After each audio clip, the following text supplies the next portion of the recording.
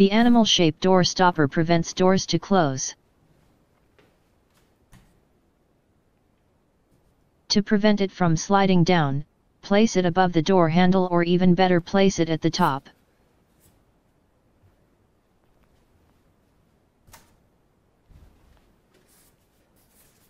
Keeps doors open and stops them from slamming by the wind. Beware, it can slide off when the door is too thin or after numerous slammings.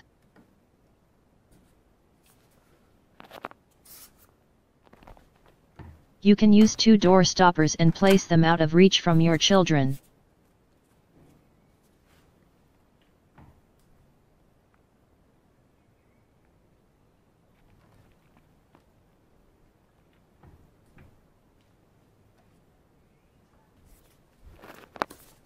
Best place is on top of the door.